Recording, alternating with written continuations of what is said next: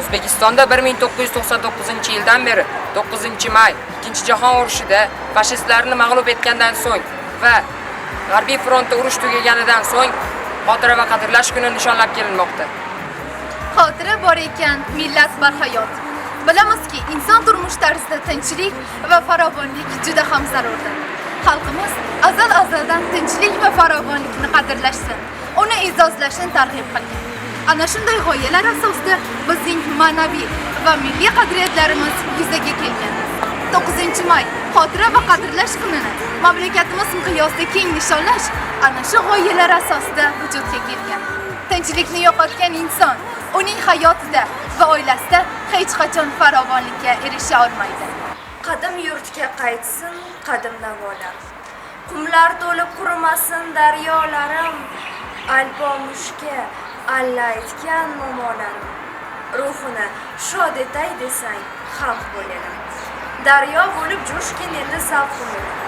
Bayramingda sevinch ko'z yoshingga qulluq, yurtim degan jasur yurtboshingga qulluq.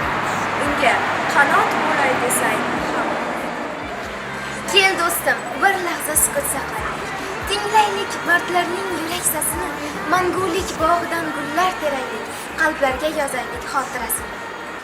Xotira bor ekan, tirikdir millat, tirikdir iftixor, tirikdir g'urur. Xotira elni xalq etguvchi qudrat, xotira ertani yoritguvchi nur. Dunyo bo'lib yaraldi makon, hayot ohanglari taraldi qachon, zulmat yorug'likni ko'roldi qachon.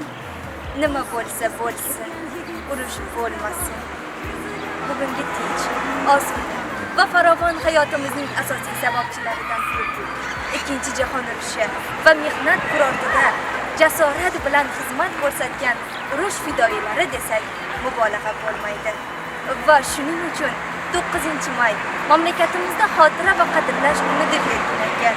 Va ushbu bayram biz yoshlarga urush qatnashchilarini xotirlash, e'zozlash va ularga hurmat ko'rsatishga undaydi.